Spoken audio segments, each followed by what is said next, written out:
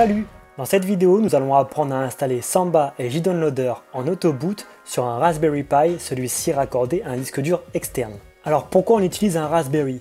Tout simplement car le Raspberry est un mini PC tournant sous Linux et il a la particularité de consommer très peu d'énergie. Vous pourrez donc le laisser allumer longtemps, voire même 24 h sur 24, sans avoir de soucis de bruit, de chaleur et de consommation énergétique. Dans cette vidéo, nous utiliserons un Raspberry Pi 1, modèle B+, qui est assez vieux mais qui a un excellent rapport consommation-puissance. Sa consommation est de 3 watts, ce qui en fait l'un des Raspberry le moins énergivore de la gamme. Il est presque 2 fois moins énergivore que le Raspberry Pi 3 et environ 60 fois moins qu'un PC fixe. Pour concentrer la puissance de notre Raspberry sur sa tâche principale qui est le téléchargement, nous n'utiliserons pas l'interface graphique de Raspbian qui prend beaucoup trop de ressources et limite la vitesse de téléchargement. Pour exemple, avec une connexion ADSL de 8 Mbps environ et mon Raspberry Pi B+, en version graphique, nous téléchargeons à une vitesse d'environ 300 MO par seconde. Sans la version graphique, la vitesse monte à plus d'1 giga par seconde. Le processeur étant moins sollicité, il y aura en plus de ça moins de chaleur, moins de consommation et plus de vitesse.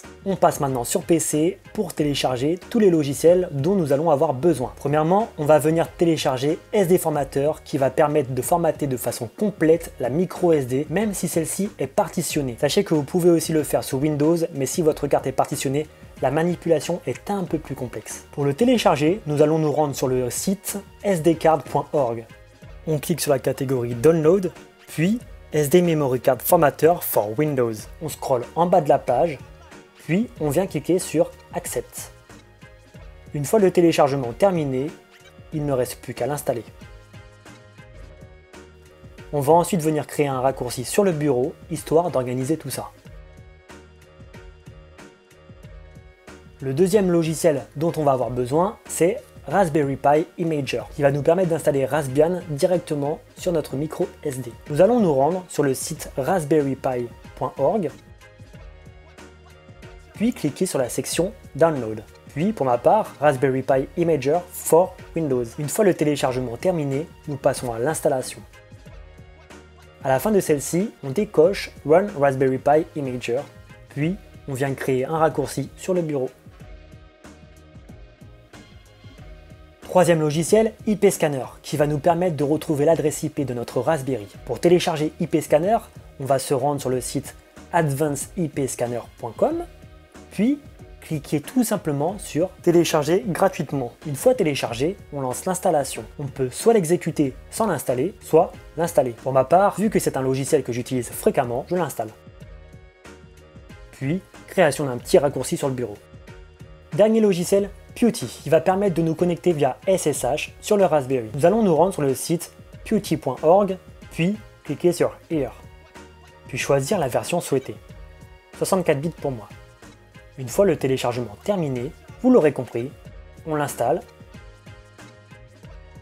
puis on crée le raccourci. Maintenant que tout est installé, nous allons procéder au formatage de notre micro SD. Pour cela, on connecte notre micro SD à notre ordinateur, on ouvre SD Formateur, puis Formater.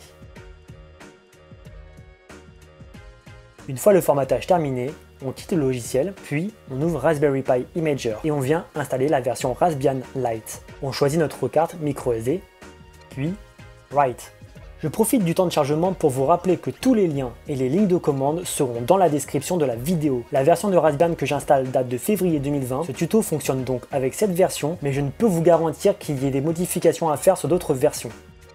Une fois l'écriture terminée, on va venir activer le SSH de notre Raspberry en ajoutant un fichier à la racine de notre carte microSD. Pour cela, on vient déconnecter, puis reconnecter notre carte microSD pour qu'elle soit de nouveau reconnue par le système. Puis, à la racine de la carte, on va venir créer un fichier texte nommé SSH. Pour que ce fichier soit reconnu par Linux, il va falloir supprimer l'extension Windows. On vient donc supprimer l'extension .txt. Une fois terminé, on éjecte notre microSD qu'on vient mettre dans notre Raspberry. On y connecte notre disque dur et notre réseau, puis on branche l'alimentation. Ok, notre carte est dans notre Raspberry, celui-ci est alimenté, il est relié à notre box. On vient donc maintenant ouvrir IP Scanner pour connaître son adresse IP.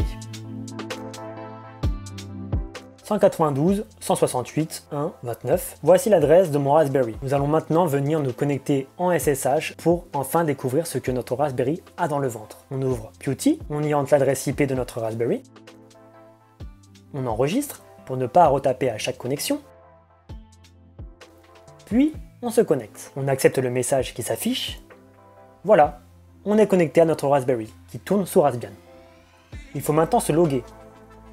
Notre nom d'utilisateur par défaut est Pi et notre mot de passe est Raspberry.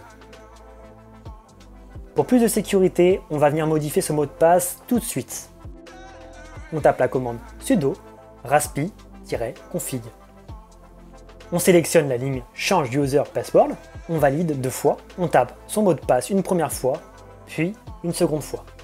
Un message de validation apparaît, on valide, puis on vient quitter le tableau de config avec Finish. On va maintenant effectuer les mises à jour avec les commandes suivantes. Sudo apt-get update,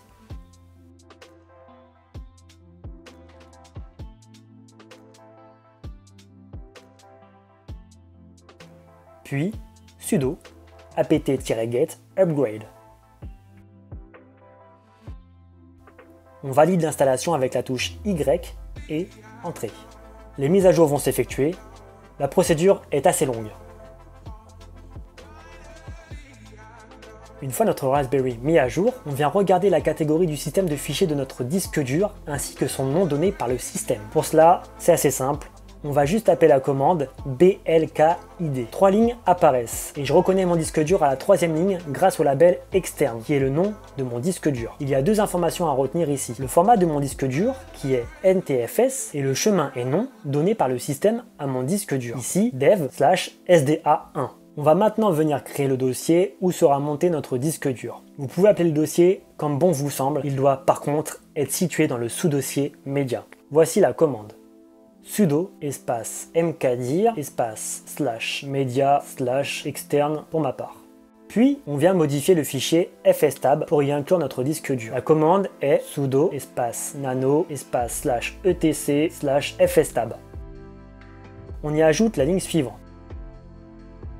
/dev/sda1, plus loin /media /externe, plus loin ntfs, plus loin nofile, virgule uid égale pi, virgule gid égale pi, plus loin 0, plus loin 0. On quitte avec CTRL X et on tape sur Y puis Entrée pour enregistrer le fichier. On va maintenant donner les droits d'accès au dossier à l'utilisateur Pi avec la commande sudo shown pi espace /media /externe. On lance la commande pour monter le disque dur et vérifier que tout fonctionne bien. Sudo mount espace -t espace ntfs espace -o espace uid égale pi, virgule gid égale pi, espace /dev /sda1 espace /media /externe.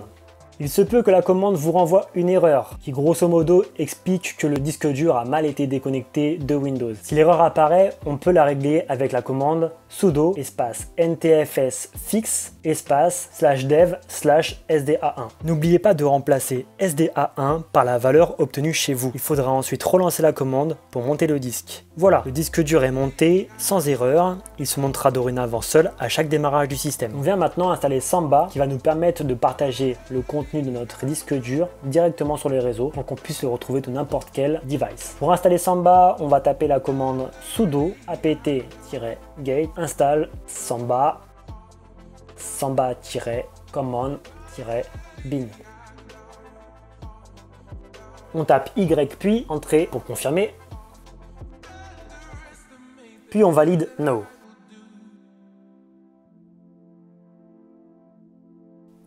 Pour plus de sécurité, on vient directement modifier le mot de passe de Samba. La commande est sudo smb passwd espace -a espace pi. On tape le mot de passe souhaité une première fois, puis une deuxième fois. Ensuite, on vient modifier le fichier conf de Samba pour y ajouter notre disque dur. Pour cela, on tape la commande sudo nano espace /etc /samba /smb.conf. On scrolle tout en bas du fichier pour y ajouter les lignes suivantes que je ne vais pas énumérer, mais que vous avez dans la description si besoin. Ici, la variable pour vous peut être externe. Si votre disque dur, vous comptez l'appeler autrement, pensez à remplacer ce mot par le nom de votre disque dur. Une fois les lignes ajoutées, CTRL X pour quitter. On n'oublie pas de sauvegarder avant avec Y et Entrée. On redémarre Samba pour que tout prenne effet.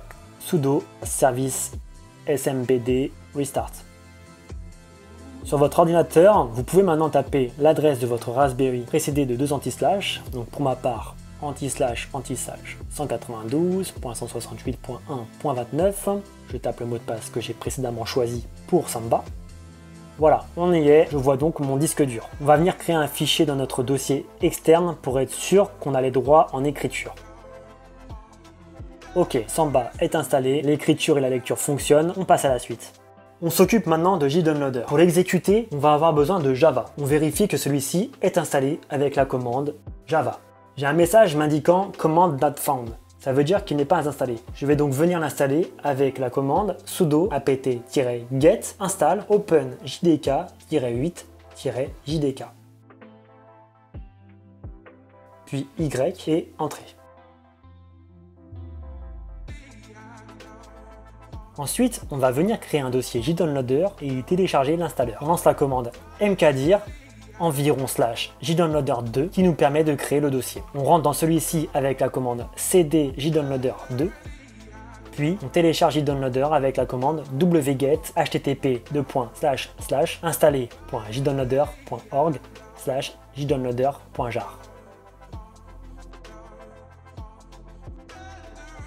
Une fois téléchargé, on procède à son installation avec la commande java-home/pi/jdownloader2/jdownloader.jar.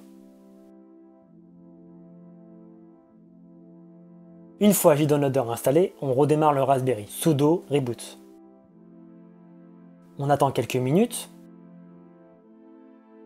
puis on se reconnecte à Putty. Et on lance JDownloader avec la commande précédemment tapée java-jar/home/pi/jdownloader2/jdownloader.jar. J'espère que vous avez un compte MyJDownloader car ça va nous faciliter grandement la tâche. Si vous n'en avez pas, je vous conseille fortement d'en créer un sur le site myjdownloader.org. Au premier lancement de JDownloader, celui-ci nous demande si on veut se connecter à notre compte MyJDownloader. On appuie sur Y pour entrer et on y rentre son mail. Puis son mot de passe. La mise à jour de l'application continue. Lorsque Checkup for Update apparaît, l'installation des mises à jour est terminée. On quitte donc le logiciel avec CTRL-C. Pour avoir un système autonome, on va venir exécuter JDownloader de façon automatique au démarrage du système. On commence par se donner les droits de lecture et d'écriture du dossier système. Pour cela, on vient taper la commande sudo chmod 777-r majuscule espace /etc/systemd/système. Puis, on vient créer un fichier service qui va nous permettre d'exécuter JDownloader au démarrage. Pour cela, on tape la commande nano espace /etc/systemd/système/JDownloader.service. Et on vient écrire les lignes suivantes que je vous mets à l'écran et dans la description. Une fois le texte écrit, CTRL X pour quitter, n'oubliez pas Y pour enregistrer, puis entrer. Maintenant, on va activer le service au démarrage de Raspbian. Pour cela, on va taper la commande sudo systemctl enable jdownloader.service. Ok, le service est activé, on redémarre du coup maintenant le Raspberry, sudo reboot. On vient se reconnecter à Putty. On vérifie que le service est bien lancé, sudo service JDownloader statut, qui nous renvoie les informations du service, et je vois qu'ici il est bien activé. Tout fonctionne. On va donc maintenant se connecter sur MyJDownloader pour paramétrer 2-3 trucs. On se rend sur le site myjdownloader.org, on se connecte. Si JDownloader de votre Raspberry n'est pas visible, c'est normal. On vient de redémarrer le système, JDownloader est donc en train de se lancer sur Raspbian. On actualise quelques minutes plus tard, et voilà, on voit jdownloader@pi. On se rend dans Settings, Download Folder, qu'on va modifier par /media/externe, qui correspond, vous l'avez compris, au chemin de votre disque dur. On désactive Archive Extractor, qui de toute façon ne fonctionne pas sur Raspbian. Voilà, on va venir tester maintenant JDownloader en téléchargeant un fichier.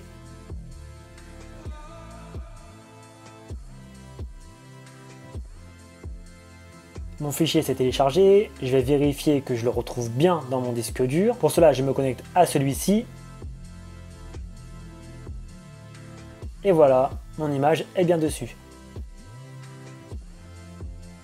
Je peux faire un raccourci du réseau de mon Raspberry sur le bureau de mon PC et désinstaller tous les logiciels installés au début de la vidéo.